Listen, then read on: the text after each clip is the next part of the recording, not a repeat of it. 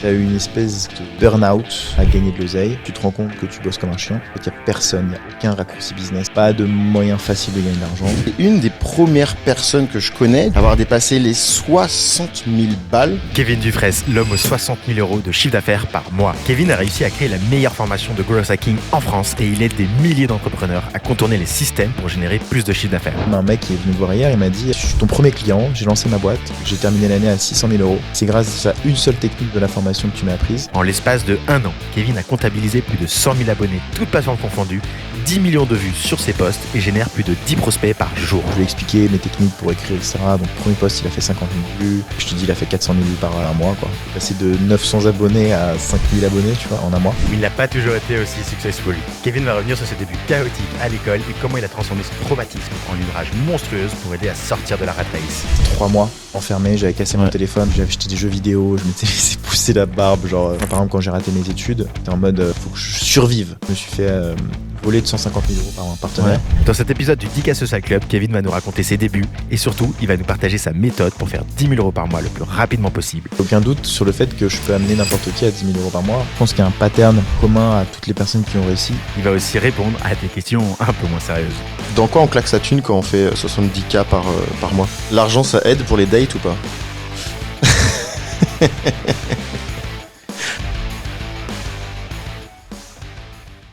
Hello, avant que tu commences à écouter ce podcast, j'aimerais que tu cliques sur le bouton j'aime ou alors sur le bouton s'abonner. Ça fait maintenant plus d'une dizaine d'épisodes que je tourne et sur lesquels j'invite des entrepreneurs exceptionnels. Et pour continuer à faire grandir cette chaîne, j'ai besoin de faire monter les statistiques. J'ai besoin que vous vous abonniez. J'ai besoin de montrer aux invités que les interviews vont être visionnées. Alors si tu as ne serait-ce que aimé une seule des vidéos du 10K Social Club, s'il te plaît, laisse un j'aime et abonne-toi.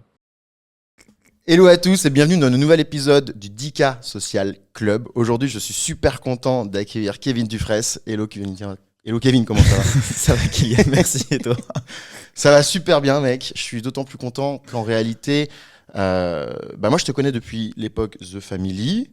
Ouais. Et t'es une des premières personnes que je connais, du moins du LinkedIn Game, si on peut appeler ça, avoir dépassé les 60 000 balles de CA par mois.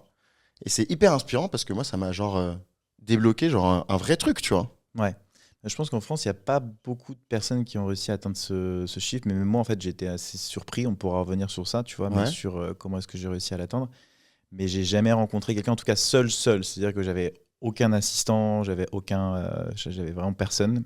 Après, je pense que ça n'a pas été non plus tout rose. Parce que du coup, plus tu gagnes d'argent, plus tu as d'emmerde. Clairement, on pourra en reparler aussi dans ce podcast. Ouais, carrément. Comment est-ce que tu gères ta croissance? Comment est-ce que tu gères... qu'est-ce qui a changé aussi dans mon état d'esprit? Comment est-ce que je suis arrivé à ce niveau-là? Pourquoi j'ai voulu arriver à ce niveau-là, tu vois?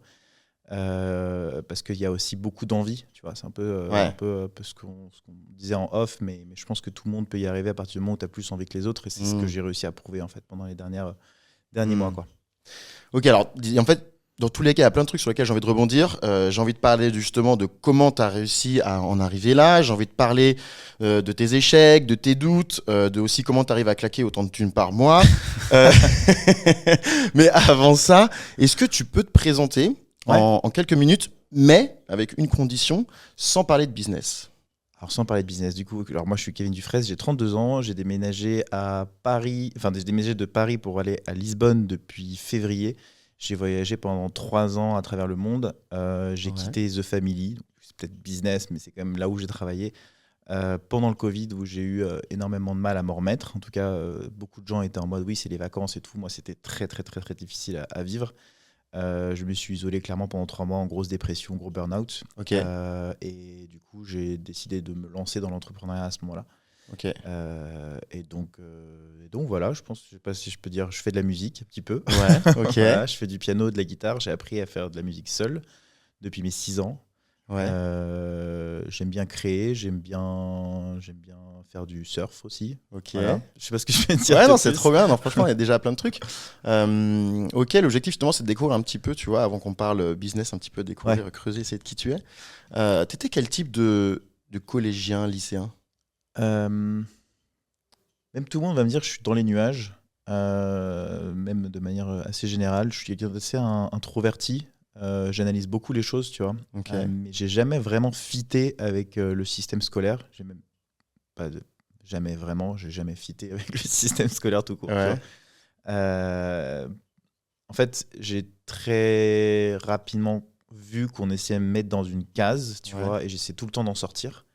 Donc pendant genre très longtemps, c'était en mode oui, Kevin, faut que tu bosses à l'école, sinon tu n'arriveras à rien à faire de ta vie, tu vois. Genre, qu'est-ce qu'il y a, Kevin, tu veux faire un métier qui te plaît pas toute ta vie, et tu en fait, tu as une pression de dingue de tes parents très quand bien. ils te disent ça, ce qui est juste genre hyper oppressant. Et à un moment, je disais, mais en fait, je m'en fous, tu vois, genre, je préfère rien faire que ça, tu vois. Peu importe, en fait, j'ai pas envie de bosser, j'ai pas envie d'aller de respecter ces règles-là. Donc, j'ai toujours été un peu hyper en révolte, et je pense que Ouais. j'étais en échec scolaire pas parce que j'étais con, mais parce que j'étais en révolte, tu vois. Ok. Et que même si en fait j'essayais de prendre des cours, tu vois, ma mère m'offrait des cours particuliers parfois, Ouais. etc.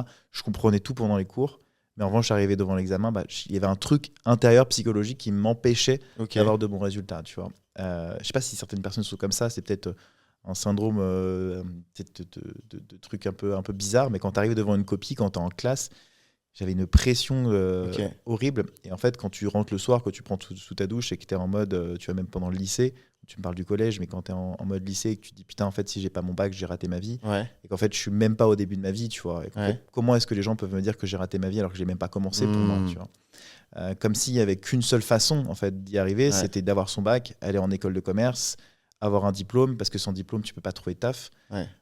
Et en fait, alors c'est assez drôle parce que c'est en rencontrant des gens, tu vois, qui étaient hors système. Parce que du coup moi j'étais souvent soit pote avec les premiers de la classe, soit pote avec les derniers. Ouais. Parce que du coup je m'entendais extrêmement bien avec les gens des premiers de la classe parce qu'ils étaient assez smart, on pouvait avoir des discussions hyper Ouais. intéressantes. D'un côté j'aimais bien faire le con et con, tu ouais. vois aller avec les derniers de la classe, tu vois. Et en fait, c'est assez drôle parce que plus on a avancé dans le système et plus tu avais une espèce, chez les derniers de la classe, une espèce un truc un peu candide du style j'en ai rien à foutre, je vais y arriver, tu vois. Une espèce de confiance en soi qui est assez impressionnante par rapport aux premiers de la classe où eux se disent il faut absolument que je travaille pour y arriver. Ouais. Là où les derniers sont en mode chill out, je On vais y verra. arriver quoi qu'il arrive, tu vois. Il y a une sorte de parmi les derniers de la classe, je trouve qu'il y a une partie de la population qui sont hyper confiants sur l'avenir et qui sont là un petit peu en fait en attente. Genre Ouais. bon bah écoute, en attendant, enfin pour l'instant c'est le lycée, c'est les cours, c'est pas intéressant, mais t'inquiète, le jour J Comme je s'ils serai là, avaient quoi. compris quelque chose Ouais. avant toi, tu vois. Ouais. Alors que toi, en fait, je sais pas, tes parents ou moi, mes parents, essaient de mettre en mode faut que tu sois bon à l'école, Ouais. dans le top 10, etc. Machin. Et en fait, eux, ils sont ouais, bon, tranquille, quoi. Tranquille, Et franchement. même, ils se foutaient d'eux-mêmes de leur gueule Ouais. des notes qu'ils avaient, tu vois. Et en fait, ce qui s'est passé, c'est que ces gens-là, petit à petit, dans mon parcours scolaire, je me suis rendu compte qu'ils gagnaient beaucoup plus de thunes que tout le monde. C'est-à-dire que Ouais. c'était souvent des mecs, tu vois, qui étaient organisateurs de soirées, qui travaillaient en Ouais. extra dans des trucs de voitures de luxe, tu vois, qui arrivaient à faire du business, qui arrivaient à Ouais. vendre des iPhones et tout. Donc moi, ça m'a vachement inspiré de travailler d'être avec des gens comme ça et de voir qu'ils gagnaient plus de thunes que le prof qui était en train de me... Tu vois, le mec gagnait 6 000 ouais balles par mois et genre le prof était à 2000 balles et même Ouais. le prof était gêné, tu vois. Genre, le mec enseignait le commerce et le mec dans la classe, il gagnait 6 000 balles par mois, quoi. Ouais. Et moi, du coup, j'ai commencé à entreprendre aussi comme eux très jeune, à 19 ans. Tu Ouais. vois. Monsieur, je peux raconter rapidement l'histoire, mais j'ai commencé à entreprendre Carrément. avec le premier iPhone. Ouais. Donc la première iPhone qui est sortie, j'étais un malade, je suivais tous les blogs, j'étais au courant de tout. Et à un moment, je tombe sur un blog qui raconte comment est-ce que tu peux hacker ton iPhone. Ok. Comment tu peux jailbreaker ton Ouais, les iPhone. jailbreak, pour ceux qui ouais, nous je me écoutent. rappelle très bien. Et en fait, du coup, j'ai jailbreaké mon iPhone et j'avais mis un Pac-Man sur le slider. Tu vois, à l'époque, il fallait slider. Ouais, ce que je me je trouve rappelle déjà bien. beaucoup plus sympa en fait qu'aujourd'hui slider vers le haut. Mais bon, anyway. Et j'étais arrivé dans mon lycée et mes potes de lycée me disaient putain, c'est trop bien, j'ai envie de faire pareil. Comment t'as fait? Ouais. J'avais tout l'Apple Store gratuit et tout machin. En fait, à ce moment-là, je leur ai expliqué comment il fallait faire parce que c'est pas si compliqué que ça de jailbreaker un iPhone à l'époque.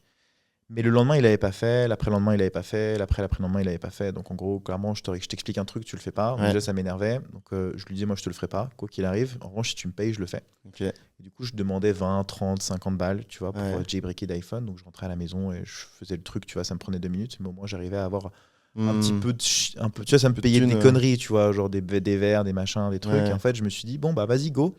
Je vais essayer d'aller plus loin et essayer d'industrialiser ça, quoi. Faire un start-up, tu vois. Ouais. Ça, c'était à quel âge du coup? J'avais 20 ans là. Ok. Là, ouais, j'étais au lycée. À 20 ans, 19, t'étais au lycée?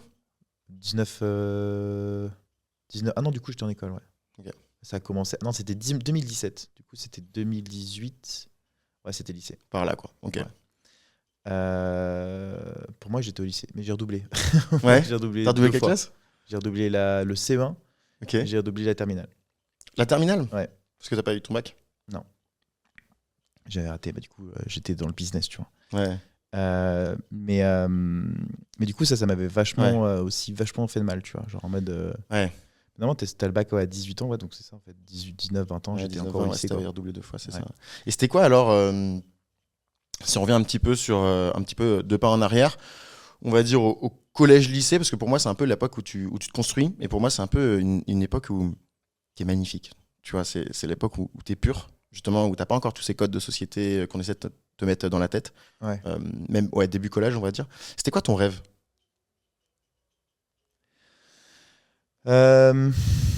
Franchement, mon rêve, c'était de partir voyager.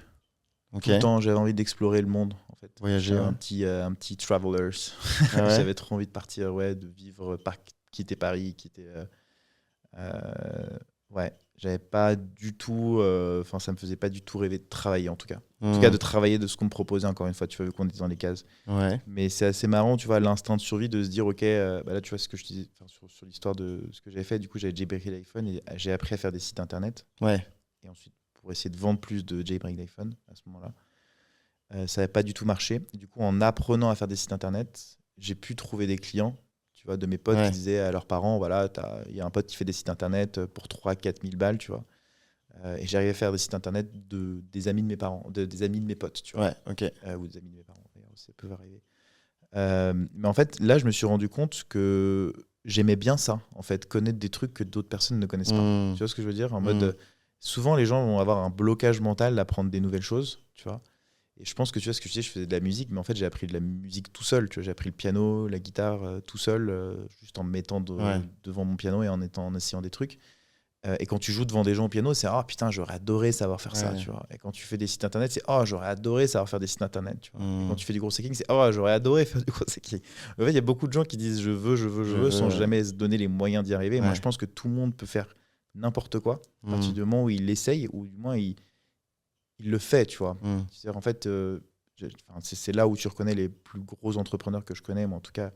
Les mecs qui m'ont le plus inspiré, c'est en mode ok, j'ai envie d'apprendre la guitare, vas-y, j'apprends la guitare. Tu vois. J'achète une guitare et je le fais. Et c'est cette espèce de mental en te disant en fait, tu es capable de faire tout ce que tu veux. Tu n'as aucune limite à ton cerveau à partir du moment où tu t'en donnes les moyens. Il faut détecter les signaux verts un petit peu sur son chemin, essayer de s'y mettre. En gros, les signaux verts que tu as eu, c'est ça, c'est un peu le jailbreak. Ensuite, faire donc, les sites internet. Ça t'a permis d'apprendre de nouvelles compétences. Et ça, en fait, progressivement, ça t'a. En fait, c'est ça qui est un peu compliqué, c'est qu'en fait, à la base, on a un rêve et on ne sait pas du tout comment y aller. On a l'impression que ça va être hyper clair, qu'il y a un plan d'action unique pour arriver à ces rêves. En fait, ce que tu es en train de dire, c'est qu'en réalité, tu avais ce rêve-là, mais t'as bidouillé des trucs avec ton quotidien.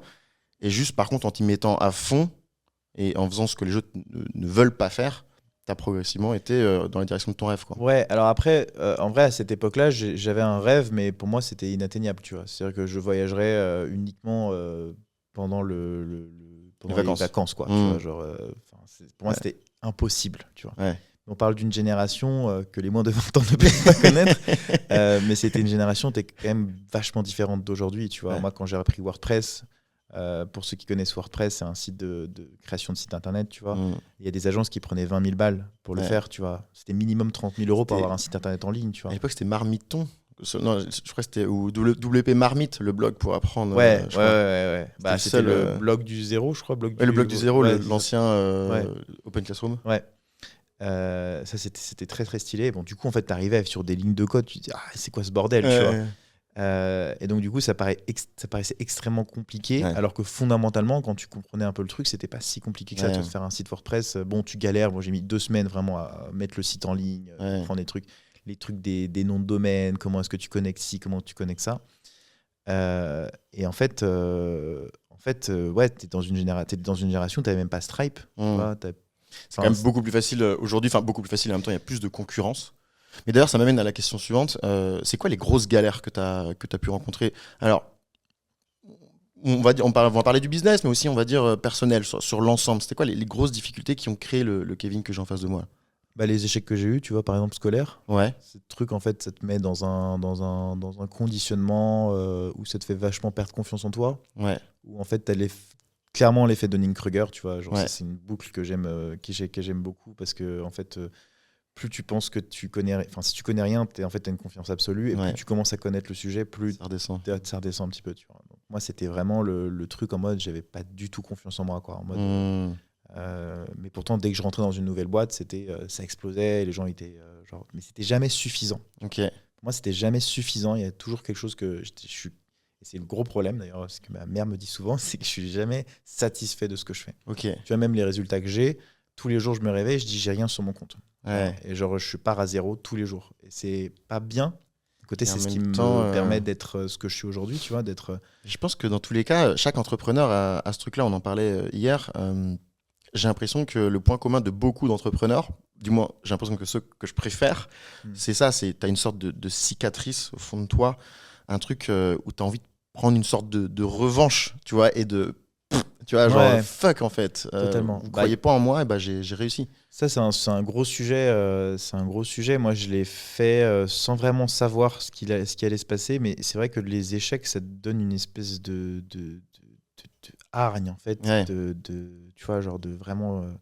Il y a pas d'autre plan, tu vois. Moi, je pense que c'est plus pendant le Covid que ça m'est arrivé. Je suis resté pour la petite histoire, je suis resté 3 mois enfermé. J'avais cassé mon téléphone, donc je pouvais communiquer avec personne. J'avais acheté des jeux vidéo, je m'étais laissé pousser la barbe, genre vraiment jusqu'au bout, les cheveux. Enfin bref, je mangeais plus, je dormais plus. Et en fait, sur cette période-là, je me suis dit, putain, mais en fait, je suis en train de. C'est pas du tout la vie que je veux, tu vois. Genre là, j'ai 27 ans, tu vois, je crois que j'avais 27 ans.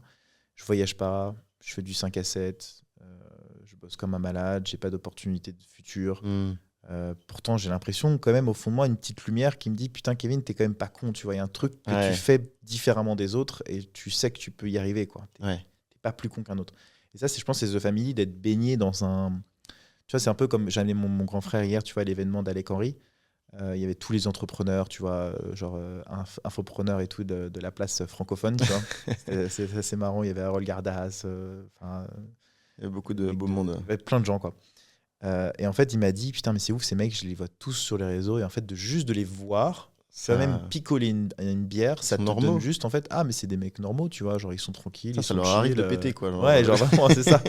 Et là, tu as souvent tendance à genre, moi j'ai bossé à The Family, et c'est vrai que tu as souvent tendance à sacraliser les gens, ouais, genre, et tu les vois derrière un écran, alors que c'est des mecs normaux, ils sont pas plus intelligents que toi. Personne n'est plus intelligent que toi, même parfois tu peux penser plus intelligent que lui. Ce que j'ai ressenti beaucoup à The Family, tu vois, en mode, mais c'est moi là qui viens de te donner ce truc-là, genre.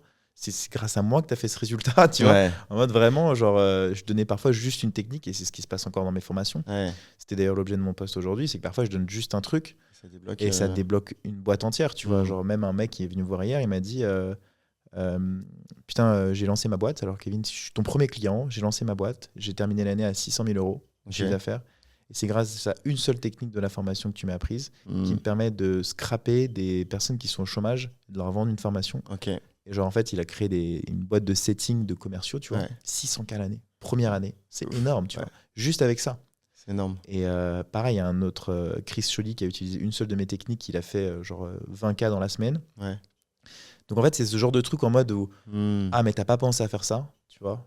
Et en fait, quand je te le dis, je dis putain, mais pourquoi j'ai pas pensé à faire ça. C'est ouf ce truc-là, justement. En fait, c'est l'avantage et l'inconvénient des réseaux.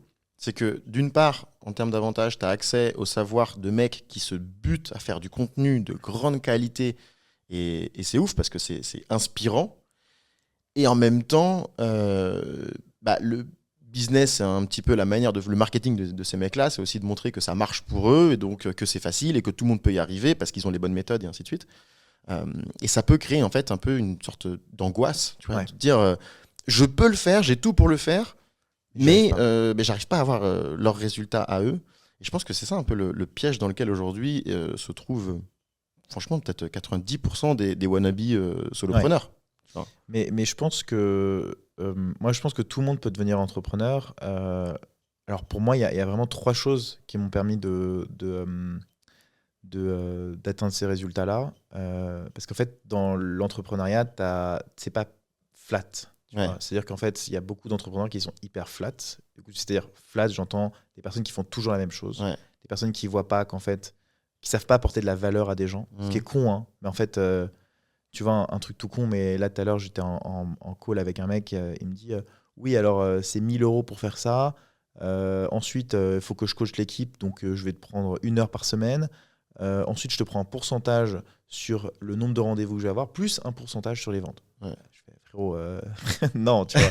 Genre, le ROI, il est pas là, tu vois. Donc, en fait, ce que je veux dire par là, c'est que je pense que les personnes qui stagnent sont les personnes qui n'arrivent pas à comprendre très rapidement le problème de quelqu'un et de lui apporter une solution, tu vois, mais qui répond vraiment à son problème. Tu vois, et comment tu fais c'est quoi l'exercice que tu peux proposer et parce que j'imagine que c'était pas inné chez toi, ou sauf si dès le début il y a des gens comme ça, hein, qui dès le début arrivent à comprendre en observant un peu la douleur chez les personnes. Mais je pense que malgré tout, c'est un truc qui s'exerce. Je pense que c'est toutes les heures de compréhension marché. J'interroge tout le temps en fait, toute la réussite d'un business, tout le pourquoi, comment, je questionne tout le temps, tu vois. Et en fait, il y a tout le temps un pattern évident qui revient constamment, c'est le pattern de l'itération constante, tu vois. Et surtout d'apporter quelque chose qui est mieux que ce qui existe aujourd'hui. Il n'y a personne au monde qui va te dire non si tu lui apportes quelque chose dont il a besoin. C'est ça qu'en fait les gens n'arrivent pas à comprendre, tu vois. C'est-à-dire qu'en fait moi si je te réponds pas, c'est que j'ai pas besoin de toi. En revanche, si tu me dis Kevin, demain je t'aide à gagner 100 000 € et ça te coûte 0 €, tu vois, un truc tout con, hein, mais c'est possible de le faire en fait. C'est possible de le faire en utilisant par exemple des canaux que j'ai jamais utilisés. Mes emails, je suis nul, tu vois, en email. Donc si un mec vient me voir et me dit Kevin, je vois que tes emails tu les envoies pas trop, problème. Moi j'ai fait ci, j'ai fait ça, j'ai fait ci, je te garantis qu'on fera 50 000 € minimum à la fin du mois, je te prends 20%. Et comment le mec fait 15 000 € juste en s'occupant de mes emails, tu vois. Ça, et moi, m'enrichis en parallèle, tu vois. Donc, en fait, ce genre de hack, et c'est comme ça que je recrute les gens, c'est qu'en fait, et même par exemple avec un mec que je recrute sur mon montage, je vais t'en parler un peu plus tard, c'est les hacks que je t'ai donnés hier, tu vois. En fait, les gens qui bossent avec moi, ils viennent sur une problématique que j'ai, et on fait un call toutes les semaines pour essayer de voir comment est-ce qu'on peut améliorer, et moi, je donne mes idées, tu vois. En fait, ça enrichit son offre à lui, et ça enrichit ses techniques, ça enrichit ses hacks. Ce qui fait qu'on va tester des trucs ensemble. On va mettre en place la solution parfaite qui a fonctionné pour moi, qui va pouvoir répliquer ensuite chez les autres, tu vois. Donc en fait, c'est fine de bosser avec moi pendant un mois, juste pour prendre le savoir que je vais te donner et construire l'offre parfaite pour toi, tu vois. Et par exemple, sur l'autre exemple que j'ai avec mon monteur vidéo, tu vois, on a fait une semaine de vidéos. En fait, il a pris mes vidéos, il les a montées, ça n'a pas du tout marché. Et on est arrivé et on a juste rapidement... C'est juste rapidement feedback. On a juste fait des feedbacks. Voilà, ça n'a pas marché, lancement pourri, etc. Bon, qu'est-ce qu'on va faire ? Et du coup, en fait, en m'expliquant le truc et en lui disant, moi, je pense que les personnes... Moi, j'ai un peu analysé le truc. Je regarde plein de Reels pour m'imprégner un peu de ce qui marche. Les trucs qui fonctionnent le mieux dans les Reels, c'est les personnes qui font du mentalisme. Les mecs qui sont, c'est ce que je te disais hier, les mecs qui sont genre hyper forts à capter l'attention. C'est les mecs qui font le plus de vues sur YouTube ou sur... Ils font des millions de vues, c'est hallucinant, genre ils t'apprennent des techniques de manipulation. Ces mecs-là sont éduqués à manipuler les gens. Donc le meilleur hack au monde, c'est d'aller regarder ce qu'ils font et d'essayer de repérer les hooks. Donc comment ils captent l'attention, comment ils la maintiennent. Tu vois. Ce que j'ai remarqué dans les hooks qu'ils font, c'est que bien sûr il y a un hook très puissant au début, mais qu'ensuite ils vont essayer de te faire maintenir sur Instagram en te rajoutant des petites phrases bateau. Reste bien à la fin, tu vas voir, tu vas halluciner. Ça, tu le verras jamais ailleurs que sur cette vidéo. Ce genre de petites phrases bateau, tu vois. Et ils font un outro aussi, donc un intro et un outro. Un outro, c'est une conclusion du truc, tu vois. Soit tu peux partir sur une boucle. Par exemple, tu fais à la fin et n'oublie pas que, et tu repars sur une boucle. Donc en fait, ça augmente le visionnage. Ça, c'est un hack aussi, tu vois, d'algorithme. C'est connu en réalité. Qui est très connu, mais qui fonctionne très bien. Donc eux, ils le font. Et à la fin, ils font aussi des hooks, des hooks pour t'ajouter et pour t'inciter à commenter, tu vois. Mais surtout tu vois, genre ils vont te dire surtout ne l'utilise pas, tu vois. Genre ils vont dire surtout n'utilise pas cette technique qui est très puissante, tu vois. Parce que je te connais et tu vois. Du coup, ce que j'ai fait, et je vais conseiller à mon monteur, et ça peut être une nouvelle technique qui va dire à ses futurs clients, moi je lui ai proposé, je vais t'enregistrer des middle throw, des outro et des intros. C'est-à-dire que je vais enregistrer dans mon studio des phrases que tu vas ajouter comme un puzzle dans mes Reels avec le même pour augmenter la rétention avec le même t-shirt, etc. Donc en fait, on standardise quelque chose que Instagram est supposé, tu vois. Donc là, en gros, ici, pour revenir au truc, donc tu t'es inspiré d'un marché qui est en dehors du tien et tu as pris quelque chose qui fonctionnait et tu l'as adapté. Donc en fait, tu t'inspires ailleurs et tu te dis comment est-ce que cette chose-là qui fonctionne ailleurs, comment est-ce que moi je peux l'adapter à mon business. Donc, en Ouais, gros, c'est questionner en fait. questionner. C'est Ouais. questionner. Pareil, j'ai créé un pod de commentaires et likes automatiques sur Instagram, tu vois. En gros, les gens, on est tous dans un pod. En gros, c'est un pod Ouais. Instagram. Ça doit rester un peu secret, mais pour lancer tes posts, tu vois, pour moi atteindre les 2000, 5000 vues, ça c'est dans ma formation, tu vois, c'est accessible aux personnes qui font ma formation. Mais tu vois bien l'unfair advantage, donc l'avantage injuste, déloyal même, Ouais. que tu peux avoir face à un concurrent qui se lance sur Instagram et qui n'a pas 100 likes sur ses posts, contrairement à toi, Ouais. tu vois, pour te propulser, pour Ouais. comprendre et avoir plus de données pour ensuite ajuster les trucs. Pareil, le hack que je te donne là sur les intro, je vais les tester dans les prochains jours. Mais c'est un truc, tu vois, auquel, moi, c'est là où j'ai l'empathie, si tu veux, d'analyser les choses, Ouais, ok. et de faire en sorte de créer d'ajuster le truc, tu vois, pour essayer de faire en sorte de scaler en fait le processus, quoi. Mais je pense Ok. que c'est en comprenant l'humain qu'on comprend les algorithmes, tu vois. Et c'est Et- pour ça que je suis assez fan de ce que font les mentalistes, parce Ouais. qu'ils comprennent très bien comment fonctionne l'humain, et bien entendu, en comprenant l'humain, moi c'est juste cette hypothèse-là, en fait. À partir du moment où tu comprends l'humain, tu comprends les algos, basta, tu vois. Ouais. Euh, Tu rajoutes une petite couche de psychologie par derrière, mais en fait, en réalité, les algos s'adaptent à la psychologie, donc Exactement. tout est En relié. fait, un mec qui va liker, engager, Hmm. c'est un humain derrière qui le fait engager, tu vois. Après, là, en l'occurrence, tu parles peut-être aussi justement d'algo, parce que toi, en gros, les gens, en gros, déjà, peut-être expliquer très rapidement ce que tu proposes et ce que tu vends, et en gros, à qui sont tes cibles, déjà, rapidement. Moi, ce que je vends, moi, je vends une formation en ligne qui se met à jour continuellement. Ouais. Donc, du coup, c'est un peu. Moi, je documente les techniques que j'utilise. Donc, ça, par exemple, c'est des techniques que je teste en ce moment. J'ai récemment aussi, par exemple, testé un forum pour créer un flux de contenu SEO. Donc, sans avoir besoin de créer du contenu, je scale la création de contenu à Ouais. travers une plateforme qui est SEO friendly. Ok. C'est un forum qui est gratuit, que tu peux installer, qui est open source. Bien entendu, si tu connais pas la technique, tu vas passer genre 2 semaines à le faire, Mhm. ou alors tu vas payer 3000 balles un dev pour le faire. Moi, sans le code, j'ai réussi à le construire, tu vois, en 2 heures. Ok. Et du coup, en fait, c'est forum.formationgrosshacking.fr. Mon objectif, c'est de ramener ma communauté dessus pour qu'ils posent des questions et être référencés dans Google, tu vois, Hmm. sans avoir besoin de créer du contenu, de faire une grosse stratégie SEO, tu vois. Hmm. En fait, pareil, tu vois, c'est l'optimisation de l'intensité de la performance en Ouais. réduisant les coûts, le temps passé par la technique, tu Hmm. vois, ou par l'empathie, la psychologie humaine. Ok. Et du coup, cette formation-là, à la base, je l'ai lancée un peu comme ce que faisait la concurrence, tu vois. Puis petit à petit, en faisant des calls et en cherchant un petit peu ce que les gens voulaient, je me suis vraiment orienté sur le principe de un peu sort de la race, quoi, tu Ouais. vois, genre rat-race. C'est-à-dire, en fait, je pense que vraiment tout le monde, tu sois salarié, entrepreneur, solopreneur, un Ouais. peu en difficulté, tout le monde peut suivre cette formation et juste piquer le truc qui va faire la différence plus tard. Hmm. C'est l'objectif, c'est d'avoir un avantage déloyal, un peu contourner les systèmes, tu vois. Pareil, quand je dis que j'ai créé un forum pour Hmm. ramener ma communauté dessus, pour faire du SEO, c'est un contournement de système. Hmm. C'est un peu l'histoire de l'ascenseur et des miroirs. Je sais pas si tu connais cette histoire. C'est quoi? Dans les années 80, ils avaient un ascenseur dans un immeuble qui était extrêmement lent. Ah, mais oui, ok. C'est pour faire Si tu veux. faire mieux passer le temps. Ouais, exactement. Ouais. Et du coup, ils ont payé beaucoup d'argent pour faire accélérer l'ascenseur. Et à un moment, ils ont dit, vas-y, on a dépensé trop de thunes. Ils ont mis des miroirs. Ok. On peut analyser les gens. Ils ont fait une autre étude après. Ils se sont rendus compte que les miroirs, les gens se recoiffaient, se maquillaient, etc. Ouais. Et donc, du coup, ils avaient l'impression que l'ascenseur allait beaucoup plus vite. Ouais, bien sûr. Et en fait, c'est un hack parce qu'un miroir, ça coûte 10 balles, tu vois, Mm. à installer dans un ascenseur. Enfin, peut-être 30, 50 balles. Améliorer la performance de l'ascenseur, ça coûte des millions d'euros. Hmm. Et pourtant, l'impact de la performance d'un miroir est plus importante Hmm. que l'impact d'accélérer l'ascenseur. Parce que si tu accélères l'ascenseur de quelques secondes, tu vas pas le sentir. En Ouais. fait, tu vois. Et tu parles de ça parce que dans ta formation, tu as mis en place un truc qui permet justement de faire cet effet miroir? Moi, c'est toujours dans cette logique-là. Ok. C'est-à-dire comment est-ce que tu peux avoir le maximum d'impact Ouais, en ayant le maximum d'investissement en coût. ok. Euh, Ok, et donc, en gros, tu vends donc des formations aux personnes à la base sur l'itération, on va dire growth hacking, mais en gros, c'est de l'itération, sur le mindset un peu de l'itération. Tu t'es spécialisé en gros sur dire il y aura plein de techniques et vous allez piocher dedans un peu comme une bibliothèque pour quel que soit le métier que vous faites. L'objectif, donc, c'est sortir de la rat race. J'adore, Ouais, j'allais trop bien on dessus. en a parlé hier. En plus, mais je sais pas, tu me l'as sorti, j'adore. En plus, j'ai l'image, tu vois. Il y a un clip comme ça sur Ouais, Internet. avec les petits rats. Ouais, là, avec les qui petits avancent. rats, exactement. Ouais. C'est ça Là, là je qui sors me du reste en métro tête. parisien, c'est exactement ça. Ouais, c'est clair. C'est flippant.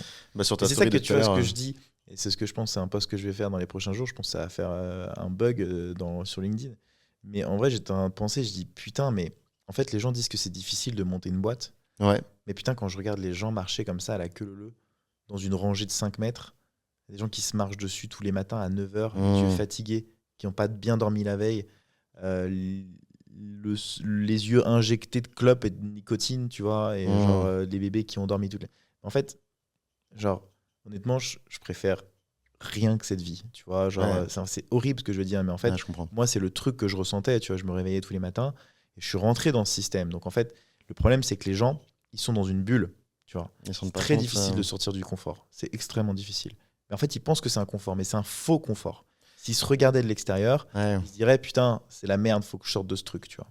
Mais sauf Il y a qu'ils un- ont peur. Il y a un truc hier ils ont pas confiance. que tu m'as dit justement et sur lequel j'ai adoré, c'est que chaque évolution part d'un choc émotionnel. Bah, c'est un ce que j'allais truc, dire, putain, on a monté le fil. Mais c'est ce que j'allais dire. Moi, il y avait 3 trucs qui m'ont changé. Le premier, c'était le traumatisme. Le deuxième, Ouais. c'est le jeu. Et le troisième, c'est l'histoire. Ok. 3 manières de changer la vie de quelqu'un, c'est comme ça. C'est-à-dire que, par exemple, tu vas voir quelqu'un qui a perdu son père. Ouais. Tu vas te ressentir, par exemple, reconnaissant d'avoir ton père. Tu vois, Ouais. par l'histoire de quelqu'un. Ou même dans la religion, par exemple. C'est des histoires. Mmh. Et du coup, ça peut changer ta vie. Ah, Dieu existe, donc du coup, je vais faire des efforts. Et donc, du coup, je vais faire ci. Donc, je vais arrêter la drogue, je vais arrêter de tuer des gens. Enfin, tu vois, bref. Peu importe. Le jeu peut aussi, de manière très ludique, changer une idée. Ok. Genre, tu vas.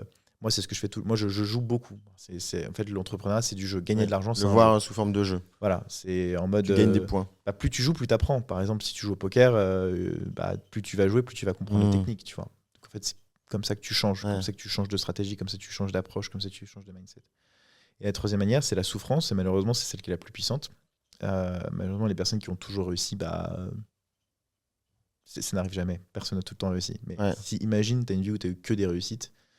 En fait, tu n'as jamais eu le breakdown de te dire putain, c'est all-in. Tu vois ce que je veux dire? En gros, moi, par exemple, quand j'ai raté mes études, c'était en mode putain, faut que je survive. Ouais. C'est même plus une intention de vivre, c'est une intention de survivre. Tu vois. Ça, c'est le premier traumatisme. Le deuxième traumatisme, c'était pendant le Covid, tu vois, où j'étais en mode putain, c'est pas du tout, je survis et maintenant je veux vivre, tu vois. Donc, je vais passer genre survivre, donc j'ai vécu. Vivre, maintenant, il faut que je vive, tu vois, je vis ma vie. Ensuite, là, je suis dans la phase, dans le troisième traumatisme, c'est quand je me suis fait voler de 150 000 € par un partenaire. Pour la petite histoire, mon partenaire est parti en redressement judiciaire. Il me devait 150 000 €. Voilà, je ne les ai jamais revus. J'avais prévu de partir acheter un appartement à Lisbonne, vraiment m'installer. 50 000 balles, c'est énorme. Tous mes projets tombaient à l'eau, quoi. J'avais des voyages de ouf. Je voulais aller voir les aurores boréales en Irlande. Enfin bref, j'ai tout annulé, tu vois. Okay. Pendant 2 semaines, j'étais en grosse dépression. De tout perdre, en fait. Ça n'a même pas été l'argent, parce qu'en fait, l'argent, tu sais que tu peux le regagner. Ça a été le temps que j'ai passé à closer les gens. Le temps que j'ai travaillé, tu vois. Ouais. C'est un peu comme si quelqu'un vraiment... je sais pas... c'est une sensation de merde, mais c'est comme si tu faisais un château de sable pendant une demi-journée et que le mec est arrivé et te piétinait ton château de sable, quoi. En gros, c'est vraiment très, très horrible comme sensation. Mais ce troisième traumatisme-là m'a permis de me dire, ok, maintenant, je suis heureux dans ma vie, je vais réussir ma vie. Voilà. Je vais réussir dans la vie, en fait. Tu vois. Donc là, j'ai réussi ma vie. J'ai réussi dans la vie, c'est maintenant. Tu vois. Et donc, en fait, c'est là où j'ai atteint des résultats assez ouf. Parce que je me suis dit, en fait, je peux pas revivre un truc comme ça où genre, je perds tout. Et genre, en fait, l'entrepreneuriat, ça m'a fait comprendre qu'en fait, l'entrepreneuriat, c'est que tu peux tout avoir et tout perdre. Tu vois, c'est quelque chose de très instable. C'est un jeu, encore une fois. On en revient au jeu. Des œufs. Ouais, c'est ça, c'est du jeu, exactement. Donc, en fait, l'objectif, c'est d'accumuler le maximum de cash pour déjà ne plus être dépendant du système. Parce qu'en fait, le problème, c'est que, je vais faire un peu peut-être le mec qui va faire de la, je sais pas, il va être platiste à la fin. Mais en tout cas, je pense que le système est très bien conçu pour te garder dedans. Dans le sens où, par exemple, quand tu es en CDI, les gens vont te dire oui, moi je vois ça un peu comme des tours de clé. Voilà, genre, premier tour de clé, c'est t'as tes études, donc faut que tu trouves un taf. Ouais, Tour de clé. Ensuite, t'es en CDI, t'as validé tes périodes d'essai, tour de clé. C'est dur de sortir d'un CDI. je suis d'accord. Troisième tour de clé, c'est tes parents vont te dire bon, bah, Kevin, maintenant, il faut que tu achètes ton appartement. Tu vois. En fait, il faut que tu ailles à la Après, banque, c'est foutu. tu fais un prêt sur 20 ans. Le prêt, Troisième tour de clé. Ok, maintenant tu rencontres une meuf. La meuf, elle vient chez toi, vous emménagez ensemble, bien, vous partagez le loyer. Troisième, quatrième. quatrième tour de clé. Et enfin, les enfants arrivent. Fucked up. Donc là, du coup, t'es mort, cinquième tour de clé. Ouais. Sixième, je sais plus Je combien. suis d'accord. En tout cas, en fait, plus t'as fait des tours de clé, ouais. plus c'est difficile de sortir de système, tu vois. Parce qu'en fait, tu te dis, putain, mais en fait, j'ai des enfants à nourrir. Tu vois, toi, c'est facile, t'as un petit LinkedIn entrepreneur, t'as rien, t'as pas d'enfant, t'as pas de femme, t'as pas de. Oui, mais en fait, frérot, t'es tombé dans le système tout seul. Moi, je t'ai jamais poussé à y aller, tu vois. Genre, en fait, vends ta putain de baraque, bouge-toi le cul si tu veux vraiment y arriver. Moi, je savais depuis le début que ça sentait la merde, ce bordel, tu vois. Genre, frérot, je vais pas m'endetter sur 20 ans, genre, vous êtes des oufs. Je préfère avoir un go cash flow, arriver avec 1 million d'euros à la banque, et je dis, voilà, maintenant, vous me financez de la dette, tu vois. Plutôt que d'arriver en mode. Mais justement, parce que tu vois, donc en gros, je suis d'accord avec toi sur le fait que parfois il faut être confronté au fait que tout se détruit dans notre vie pour mieux reconstruire, parce que c'est comme ça aussi qu'on se réinvente. Et je pense que plus on avance dans la vie et plus le choc doit être important pour qu'on puisse se dire, ok, en fait, je recommence sur de bonnes bases, entre guillemets, même si sur le moment, c'est très risqué. On n'a pas l'impression que c'est des bonnes bases, parce que l'entrepreneuriat, c'est super long, c'est super chaotique, il n'y a pas de plan d'action direct. Et je voudrais switcher sur un autre pan, c'est que hier, tu m'as dit un truc que j'ai beaucoup aimé, tu m'as dit, tu mets n'importe quelle personne à côté de moi pendant un mois, et je l'emmène à 10 000 balles par mois. une semaine. En une semaine. Ouais. Ok, j'étais en train de me dire, est-ce que c'est une semaine ou un mois? Ok. Ouais, Une semaine, et tu arrives à l'emmener à 10 000 balles, 10 000 euros par mois. Moi, j'ai aucun doute sur le fait que je peux amener n'importe qui à 10 000 euros par mois. Bah, ça tombe bien parce que dans la vie, j'ai envie d'être riche et j'ai envie de gagner 10 000 euros par mois. Ouais. Et donc, comment est-ce que tu t'organiserais pour y arriver? Quels seraient les jalons? Comment est-ce que ce serait quoi ton plan d'action? Je vais essayer de partir d'un exemple plus concret, pragmatique, parce que chaque personne est différente. Mais moi, je pense qu'il y a un pattern qui est assez commun à toutes les personnes qui ont réussi. Il y a beaucoup d'influenceurs sur LinkedIn, par exemple, que j'ai lancé. Des gens qui font 500K par mois. Il y a beaucoup de gens qui ont fait 10-15K qui sont des amis. Qui l'ont été ou qui le sont toujours aujourd'hui, tu vois, qui se lancent sur LinkedIn et qui cartonnent, qui même se lancent dans le soloprenariat et qui cartonnent. Je pense qu'il y a une grosse partie mindset. Ok. C'est 80% de mindset. C'est pour ça que j'ai arrêté de faire du coaching. C'est parce qu'en fait, il y a beaucoup de psychologie avant de technique, tu vois. C'est-à-dire, il faut vraiment... Moi, je suis quelqu'un d'assez... En fait, moi, je ne bosserai jamais avec quelqu'un qui a de l'ego. Par exemple, tu vois, c'est ce que je disais un peu hier. C'est-à-dire que quelqu'un qui me dit je sais, je fais ok, tu sais, t'es pas prêt. C'est même pas qu'en fait. Si tu commences à me dire je sais, j'ai rien à t'apporter. Tu vois. Quand tu commences à me dire oui, mais. Pareil. J'arrête de te parler, tu vois. Quand je te dis tu devrais faire ça et tu me dis t'as raison et que 2 mois plus tard tu l'as toujours pas fait, je te parle pas. Tu vois. C'est que t'es pas prêt. Et c'est pas une question bien ou pas bien, c'est pas que t'es plus stupide qu'un autre, mais c'est juste qu'en fait t'es pas prêt. C'est le truc. Moi, je te dis, à partir du moment où tout le monde, il y a quelqu'un qui est prêt, vraiment, il va y arriver. En fait, un bon exemple de mon petit frère. Une éponge, en fait. Exactement, éponge. Toutes les personnes que j'ai aidées et toutes les personnes qui sont arrivées, c'est des personnes où je disais, tu fais ça, tu fais ça, tu fais ça. Je donnais des ordres limite, tu vois, en mode vraiment, moi, je m'en fous parce que j'ai pas d'ego. Tu vois, toutes les personnes qui m'ont amené là où j'en suis sont des personnes qui me disent, c'est de la merde ce que tu fais ça. Je fais ok. Tu vois, genre j'ai pas d'ego, je m'en fous, je connais rien et genre je pense que je peux faire toujours mieux et genre fine, tu vois. Même un mec qui va me dire ah tu devrais faire ça, ouais t'as raison, okay, t'as raison, tu vois. Genre j'écoute tout le temps. Et je pense que les gens qui disent oui je sais, oui mais etc. ont beaucoup de mal à, moi, il faut se mettre vraiment en mode shadow, silence. Là je suis en train de lancer mon petit frère par exemple, je suis sûr qu'à la fin du mois là il va faire 5 000 euros. Après lui il part un peu de... Lui, c'était un peu difficile parce qu'il n'est pas constant. Tu vois. Donc en fait, dans l'effort. une fois que tu as. Bah, mon petit frère, j'ai lancé, il avait fait, je crois, le premier mois sur LinkedIn, il avait fait 500 000 vues Ok. sur LinkedIn, tu vois. Il n'y avait pas de produit à vendre, donc du coup, il disait, ah, je sais pas quoi vendre, je sais pas quoi ci, je sais pas quoi ça. Je te donne cet exemple-là parce que je suis convaincu qu'à la fin du mois, il va faire entre 5 000 et 10 000. Ou si c'est pas ce mois-là, ce sera le prochain. En tout cas, il a sa pente à suivre, tu vois. Ce qui s'est passé, c'est qu'en fait, je lui ai dit, commence à écrire, tu vois. Et en fait, je lui ai expliqué mes techniques pour écrire, etc. Donc, premier post, il a fait 50 000 vues. Après, je te dis, il a fait 400 000 vues par mois, enfin, en un mois, quoi. Je sais pas s'il va le faire tous les mois, mais en tout cas, c'est déjà énorme comme statistique pour quelqu'un qui se lance, tu vois. Ouais. Il est passé de 900 abonnés à 5000 abonnés, tu vois, en un mois. Et en fait, on a regardé un petit peu ce qui se faisait. Donc, en fait, il a testé plein de trucs. Ouais. Il a pris un peu son envol, il a pris ses responsabilités. On s'est rendu compte que là où il était le plus performant, c'était sur la documentation. Ouais. C'est quelqu'un qui est extrêmement bon pour ramener une information nouvelle aux yeux d'une audience qui ne connaissait pas l'information. Typiquement, il a dit tu peux installer ChatGPT sur Siri. Moi, je ne savais même pas. Tu vois. Récemment, il a dit tu peux installer Canva sur ChatGPT. Moi, je ne savais pas. C'est très valuable. Tu vois. Donc, en fait, ce que je lui ai dit, en fait, tu n'as pas de produit à vendre. Tu n'es peut-être pas très bon pour construire un produit en ce moment. Tu n'as pas les techniques, tu n'as rien. Donc, tes forces, c'est quoi? Tes forces, c'est que tu es bon en documentation. Comment est-ce que tu peux générer du cash en documentation en faisant de l'influence? Donc, du coup, essaie de te concentrer sur un truc d'influenceur IA, parce que c'est quelque chose qui est la tendance actuellement. Essaie de créer une communauté, essaie de ramener des abonnés. Tu vois. Et là, il a commencé à faire un truc où il s'est mis en mode, je lui ai dit, tu as deux choix. Soit tu vas voir un entrepreneur d'IA, tu lui dis, voilà, moi je fais 400 000 vues par mois, je mets ton post en avant, je mets ton projet en avant, tu vois, et j'espère que tu vas faire des ventes. Ça, je lui dis, c'est bien, mais c'est un peu tricky parce que tu n'as pas de statistiques tangibles sur le fait de dire, OK, voilà, je te ramène tant. Voilà ce que tu vois, c'est 1000 balles, 2000 balles, c'est dur à pricer. Tu peux tester 1000 balles, mais l'objectif, c'est pas de juste récupérer 1000 balles, l'objectif, c'est de faire 1000 balles tous les mois, tu vois. Donc, du coup, je dis ça, c'est un peu tricky. En revanche, tu peux regarder des outils qui ont un système d'affiliation. Tu vois. Pas pour gagner de l'argent, parce qu'avec l'affiliation, tu peux gagner 2000, 3000, 5000 balles, tu vois. C'est déjà très bien. En recurring, en plus, c'est-à-dire tous les mois. Mais juste pour tester, pour voir l'impact que tu peux avoir sur la vente. Tu documentes, et c'est maintenant de vendre grâce à ton influence.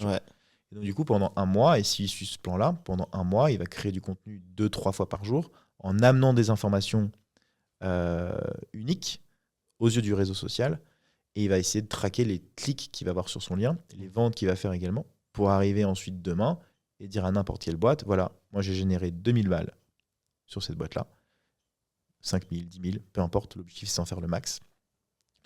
J'ai augmenté votre visibilité, donc c'est-à-dire que même au-delà de ça, votre marque rayonne un peu plus, donc ça vous permet dans 2-3 mois, si vous les mettez par exemple un clic, ça peut être con, mais un clic c'est une custom audience, donc tu peux le retargeter. Donc c'est payant, hein. C'est-à-dire que moi je vous ai ramené potentiellement des leads intéressés, donc c'est à vous ensuite de les closer. Ça a une valeur. Donc je vous ai amené 2000 balles, plus, allez on va dire 500 balles, je vous fais le pricing à 1000 € par mois. Tu vois. Tu prends 4-5 boîtes comme ça, t'es partenaire de 4-5 boîtes comme ça, t'es déjà à 4-5 000 €. Sachant que mon frère est encore en CDI, donc il n'est pas 100% du temps accessible sur ces trucs-là. Ensuite, ce que tu peux très bien faire, en fait, ça c'est la première offre qu'il peut faire, tu vois, pour essayer de commencer à gagner un peu de cash. Deuxième truc qu'il peut faire, c'est un mini-produit, tu vois. Troisième truc qu'il peut faire, c'est le lancement d'une offre. Tu vois. Mais voilà, c'était pas hyper adapté vu que... J'ai fait 400 000 vues, voilà mes techniques, tu vois. Sur... Donc, en fait, l'intensité que tu vas mettre à tester des offres, c'est ça le truc que les gens ne comprennent pas, c'est qu'en fait, ils disent j'ai une idée, mais en fait, on s'en bat les couilles de l'idée, c'est le problème que tu vas résoudre par rapport à l'offre que tu as, tu vois, tout simplement. Est-ce que ça apporte de la valeur? Oui, non. Les trucs shitty and dirty, tu peux les faire. C'est-à-dire que tu peux dire, OK, j'ai lancé une offre incroyable.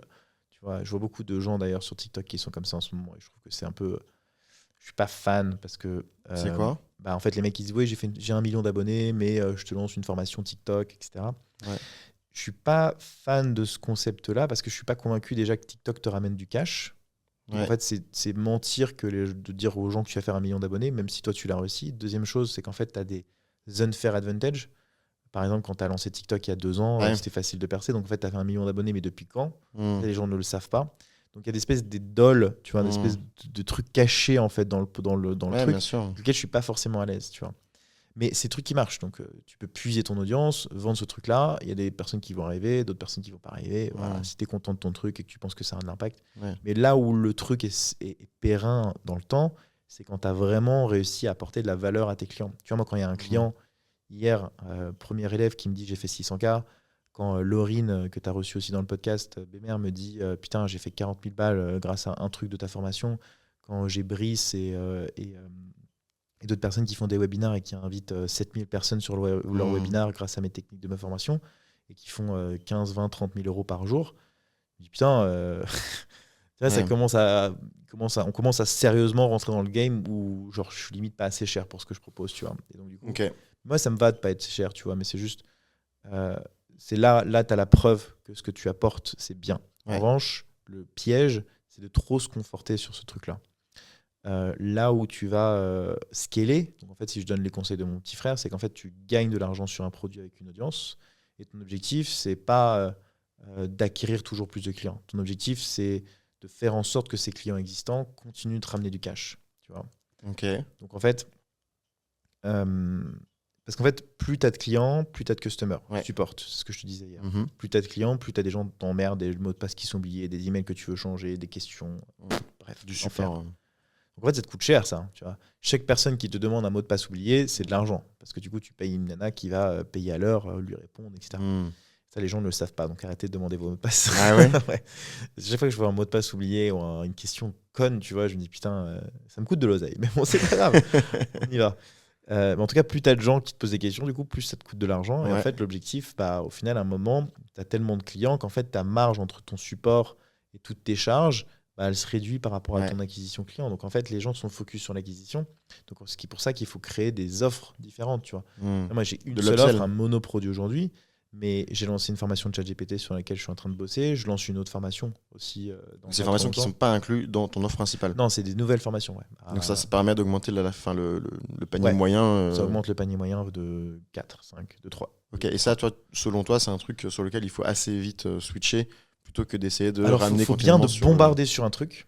Tu vois, à partir du moment où tu arrives à une formation où tu as fait 1000 élèves, par exemple, là, tu peux vraiment faire un rouleau compresseur à créer une nouvelle formation, etc. Un peu comme en temps de BM. Mais le truc, c'est que les gens vont te faire confiance si tu as déjà bien apporté de la valeur avant. Mais d'un côté, moi, c'est assez particulier parce que je leur ai apporté tellement de valeur qu'ils n'ont pas vraiment besoin de moi maintenant. Tu vois, genre quand tu as des personnes que j'ai lancées, en vrai, au final, je leur ai apporté trop limite dans ma formation. Tu vois.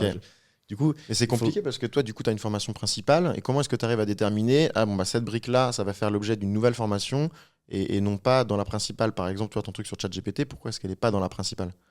Alors, si je devais recommencer, alors il y a beaucoup de trucs qui se disent, vous faire du contenu gratuit, il faut donner de la valeur, etc. Pour augmenter la valeur perçue. Alors en fait, moi, ce que j'ai décidé de faire maintenant, c'est de donner de la valeur gratuite.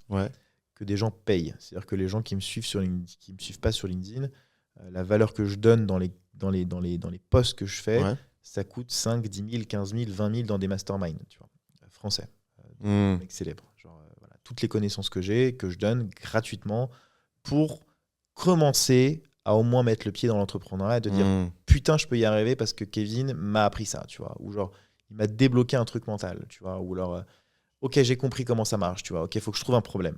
Genre juste par où commencer. Ok, je trouve un problème. Go. Ok, maintenant je trouve des clients. Ok, ça marche. Je vais trouver d'autres clients. Tu vois. C'est juste ça que moi j'ai envie que les gens fassent. Tu vois. Et en fait, ça c'est le déblocage. C'est mon contenu gratuit. Tu vois. La deuxième étape, c'est ok, bon maintenant j'ai mon produit, j'ai mon offre. Du moins je vends un petit peu. Tu vois. C'est comment est-ce que j'accélère. Tu vois. Donc là j'ai fait 2-3 000 euros. Comment est-ce que je passe à 20, 30, 40 000 tu vois, par mois. Et ensuite, la troisième phase, ça serait idéalement de dire, OK, bon, maintenant, tu as 50 000 par mois, qu'est-ce qu'on fait ensemble? Et ça correspond à quoi? C'était à différents produits? Ça, c'est les produits que j'imagine dans ma tête. Donc, en fait, tu as même un truc genre horizontal et tu as un truc aussi vertical. C'est-à-dire que tu as des offres horizontales, c'est ce que je t'ai dit sur l'achievement. Et tu as la profondeur. C'est-à-dire, par exemple, tu fais du formation gros hacking, mais tu mets le gros hacking avec ChatGPT.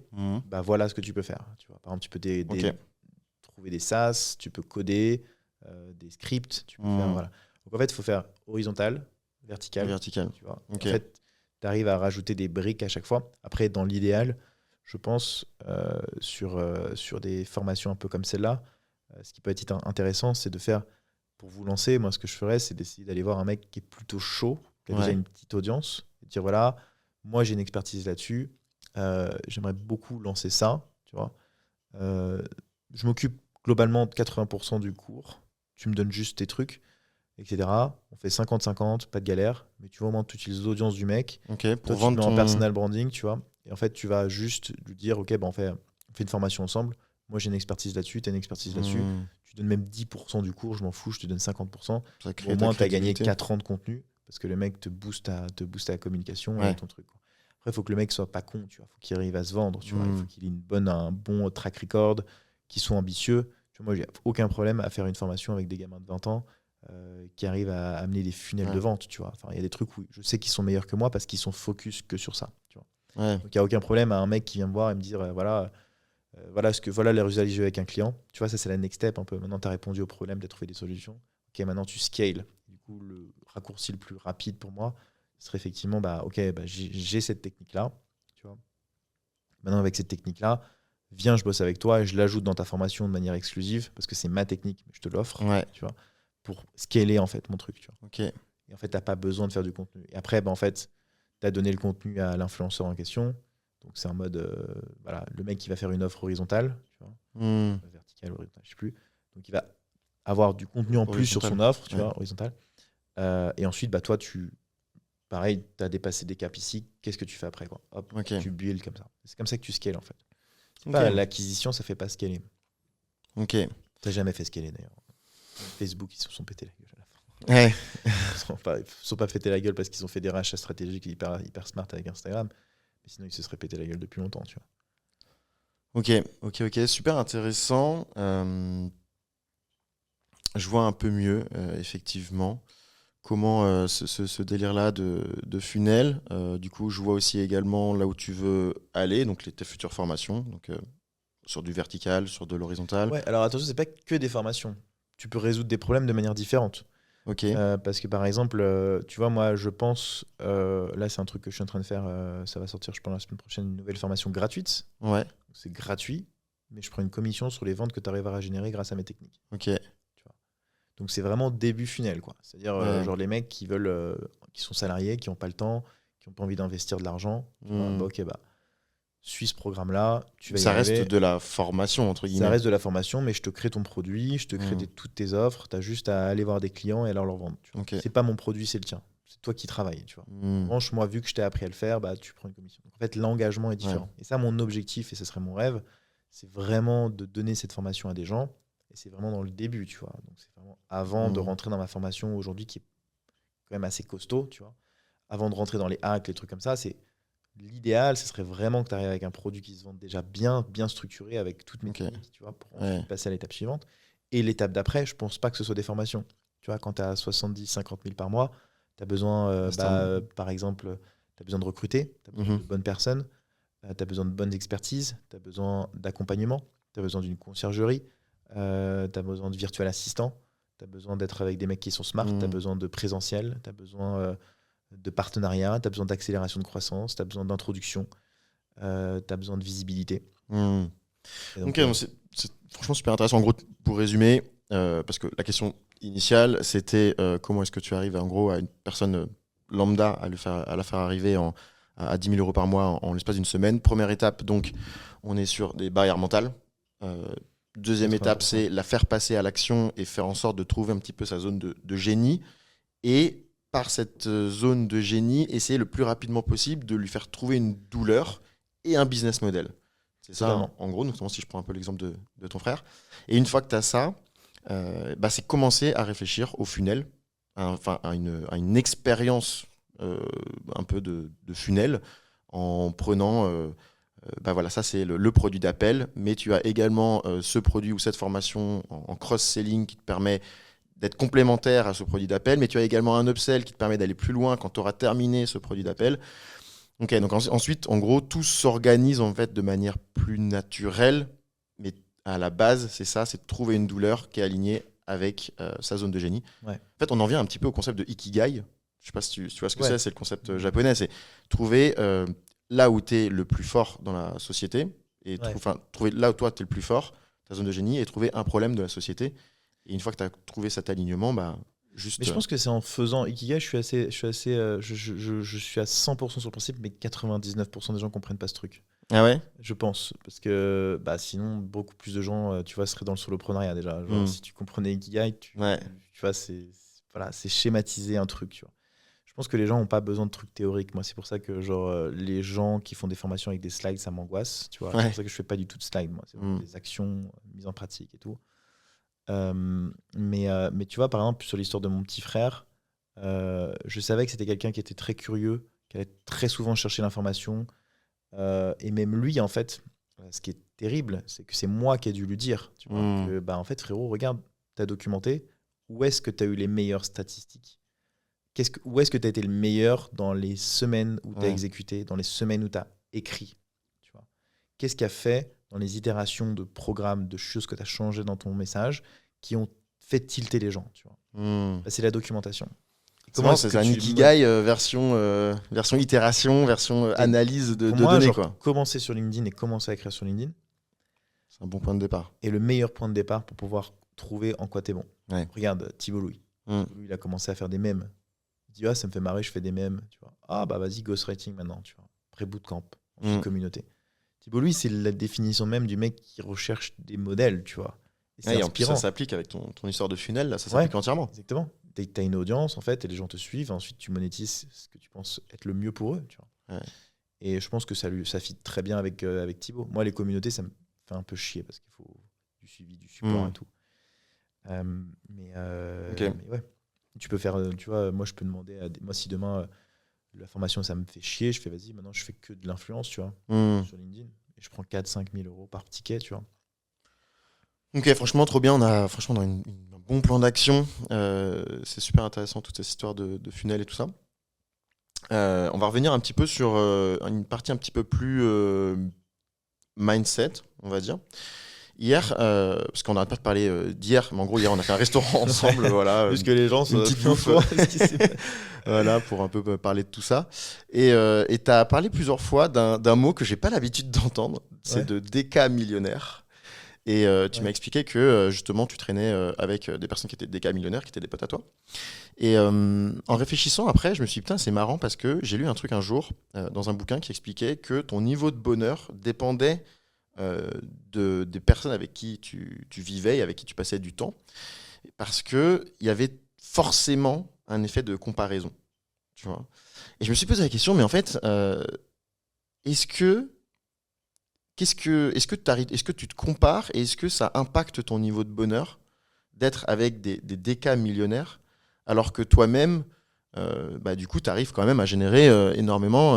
Je sais pas si on peut dire que tu es millionnaire, mais j'imagine que en termes de chiffre d'affaires, ça va bientôt arriver. Ouais. Donc, est-ce que ça impacte ton niveau de bonheur et est-ce que tu te compares? Alors, en fait, quand tu es en bas, entre guillemets, salaire moyen, t'as le seum. Et en fait, quand tu commences à atteindre un certain niveau, tu te rends compte que c'est dur. Premier niveau, c'est tu te rends compte, putain, c'est chaud. Tu vois. Ensuite, tu dis, putain, c'est impossible, tu vois, de faire ce CA. Putain, comment il fait pour faire ça? C'est pas possible. Ensuite, t'as c'est impossible, t'as j'y suis arrivé. Et en fait, quand tu as eu le j'y suis arrivé entre le impossible et c'est le j'y suis arrivé, tu as eu une espèce de burn-out à gagner de l'oseille sur plusieurs choses. Première chose, c'est qu'en fait, tu te rends compte que tu bosses comme un chien. En fait, il n'y a personne, il n'y a aucun raccourci business qui te permet de gagner de l'argent. C'est des sacrifices. Voilà, le système est putain de bien fait pour ça. Il n'y a pas de moyen facile de gagner de l'argent. Chaque fois que tu fais un investissement, c'est risqué. À chaque fois que tu lances un projet, c'est risqué. Chaque fois que tu crées quelque chose, c'est risqué. Tu vois, mais il faut prendre des risques pour y arriver. Tu vois. Mais c'est des mecs qui bossent comme des chiens, ou du moins qui ont bossé comme des chiens et qui ont vraiment sacrifié des années de leur vie, des années de famille, des années de plein de choses que moi, en fait, pendant un an, par exemple, quand j'étais à 15, 25, 30 000 euros par mois, quand je voyageais avec ma formation, j'avais pas du tout envie de sacrifier ça, tu vois. J'avais envie de voyager, j'avais envie de faire des trucs. Donc, mon objectif de croissance, il était très bien là où j'étais, tu vois. J'avais pas besoin de plus. Parce que je vais foutre avec 100 000 par mois, tu vois. Genre. C'est pour ça que je te dis que je suis passé par plusieurs cas. En fait, genre, apprendre à vivre et maintenant apprendre à réussir, tu vois, genre pour aller à l'ambition que tu veux, quoi. Ça, c'est la première chose, c'est qu'ils ont souffert pour y arriver. Ouais. La deuxième On s'en rend chose, pas c'est compte. qu'en fait, moi, je suis pas forcément prêt à faire les sacrifices qu'ils ont fait. Ouais. Tu vois. Là, maintenant, aujourd'hui, je suis plus dans un état d'esprit où, oui, ça commence à vraiment la souffrance que même je vois en baladant dans le métro. Et en fait, vraiment, à un moment, j'ai marché, tu vois, dans le sens inverse, tu vois, et en mode, Du métro. j'étais en train de penser, les frères, je vais vous sauver, tu vois. Genre vraiment, tu vois, j'étais en mode, Ouais, vous inquiétez pas, je suis là, tu vois, j'ai envie de vous sauver. ok. Donc c'est plus la mission là, tu vois. Ouais. C'est en fait, voilà, maintenant, t'as vécu ta vie, t'as vécu ton truc. Maintenant, c'est quoi la mission? Tu vois, pourquoi est-ce que tu le fais? C'est le fameux why, mais en fait, personne ne le comprend vraiment. C'est pourquoi, putain, tu te réveilles tous les matins. Ouais. Et pourquoi, putain, tu vas gagner de l'argent et dans quoi tu vas investir? Parce qu'en fait, quand tu es solopreneur, t'as pas de charge, en fait. Donc, tu apprends à vivre avec beaucoup d'argent sur ton compte en banque sans arriver à le dépenser. Et tu penses que t'es plus heureux maintenant ou avant? Est-ce que ton niveau de bonheur est croissant avec ton chiffre d'affaires? L'argent, ça achète, c'est ce que disait Maud Alaves. J'avais déjeuné avec elle et je trouve que c'est très très juste ce qu'elle a dit. L'argent, ça achète la flemme et le bonheur. Ok. Ça achète la flemme, pardon. Ça achète juste la flemme et le confort, pardon. La flemme et le confort, c'est ça. Ouais, j'achète des trucs, j'ai oublié le prix. Je cuisine plus beaucoup, même si j'adore cuisiner. Je réfléchis pas quand je prends un billet, je réfléchis pas quand je prends un hôtel. J'ai voyagé en première classe, j'y pense même plus. Quand j'ai la flemme de venir en métro, je prends un Uber. J'ai pas de problème en fait. Tu vois. Ouais. En fait, c'est juste ça te libère un tout petit poids dans ton cerveau. Un petit peu, parce qu'en réalité, entre du 10 000 par mois et du 50 000 par mois. Oui, t'as pas le temps de dépenser 70 000 euros. Bah non, mais voilà, c'est ça. Genre, c'est pas possible, c'est trop même. C'est ce que les gens gagnent en un an, tu vois, genre, avec un bon salaire, tu vois, en plus en cadre. Enfin, je me rends même pas compte en fait. Faut être un peu psychopathe en fait pour pouvoir vouloir avoir plus que ça. Je pense que c'est même pas psychopathe, c'est des gens. C'est des gens qui ont peur ou ont envie de prouver quelque chose, tu vois, qui ont peur de manquer ou qui ont envie de prouver quelque chose aux gens qui vont y arriver.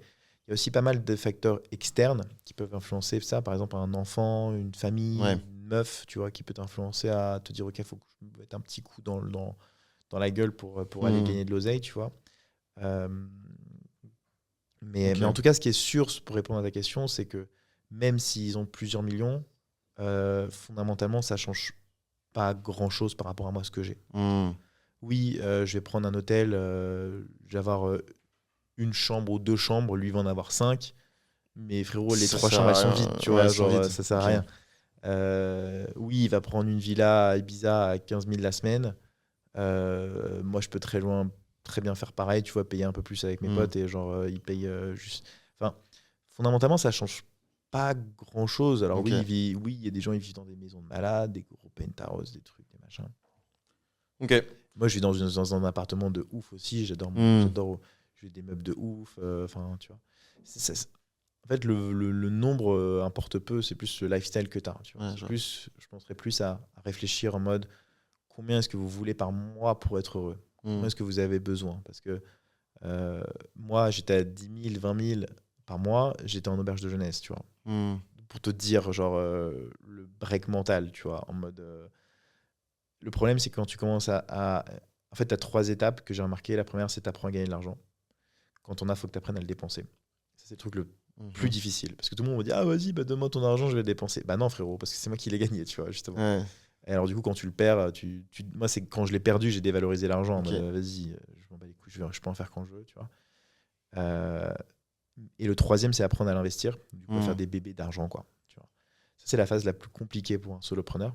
Parce qu'en fait, on est des personnes qui avons énormément de cash sur notre compte en banque. Tu vois. On a genre 10 ans de taf sur notre compte en banque, tu vois, et on n'en fout rien.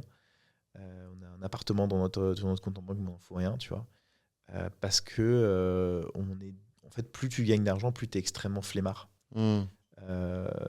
T'as plus du tout envie de passer de temps à faire des trucs qui te font chier, en fait. Tu as le choix de choisir, c'est la deuxième chose. La première chose, c'est du coup, tu réfléchis pas quand tu payes, mais aussi tu as le choix de choisir si les choses te font chier ou pas. Donc, soit avec les amis ou avec n'importe qui, tu prends beaucoup plus le contrôle de ton temps. C'est-à-dire, tu ne feras pas perdre de temps à quelqu'un de riche. À quelqu'un Non. de riche, tu lui fais gagner du temps. Et il est content de te parler. Mais si tu lui en fais perdre, il va te détester. Ou du moins, il va pas te parler. Tu vois. Ok, et alors, parce que je vois un peu le temps qui file, on va passer aux petites questions snack. Tu vois, Ouais. l'objectif, c'est de Snack répondre un Il y petit a pas peu la ouais, avec la petite petite générique. Snacky. Snacky. L'objectif, Ça, c'est ça d'essayer va de pas répondre. Ça va rester. Snacky. Je suis sûr que tu vas faire un Reels de ça. Un tu Reels sais. avec des petites couleurs et tout. On valide le slogan. L'objectif, c'est d'essayer de répondre un peu plus rapidement, on va dire.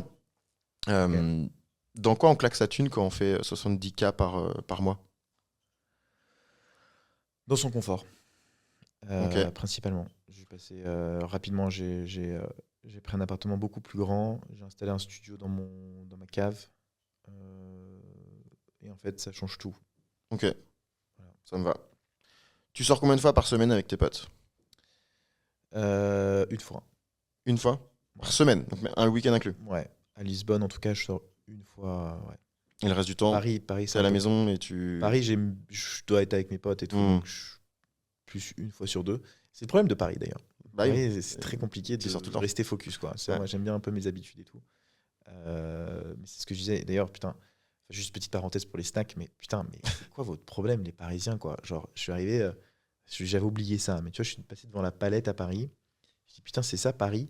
C'est que des mecs qui fument des clopes, qui bouffent du fromage et qui se bourrent la gueule au C'est vin. ça. Quoi. Genre, c'est Jusqu'à un délire. jusqu'à pas d'heure. Et ils ont les yeux jaunes de Ouais. nicotine. Tu sais, tu passes devant le truc, tu pues la clope. C'est Tu te dis, clair. putain, mais, La clope est pourquoi hyper vous faites présente, ça hein. quoi vous prenez du plaisir. Et tu sais, je l'ai fait. J'étais dans cette situation. Boire du vin avec une clope, t'es pas bien. Genre, ça te fait un truc chelou dans ton corps. Hein, avec le te fromage, sens- en plus, tu te Ah. sens ballonné. Tu vois ce que je veux dire, la Bien sensation sûr. genre, je comprends pas quel kiff Non. il y a à faire ça. Bref, anyway.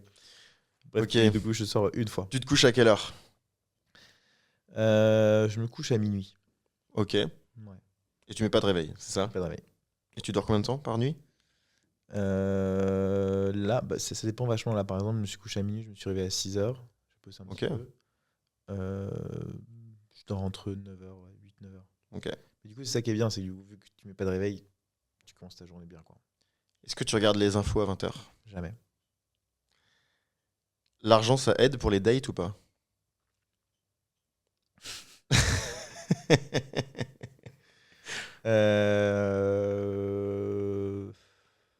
Pas vraiment. Pas vraiment? Non.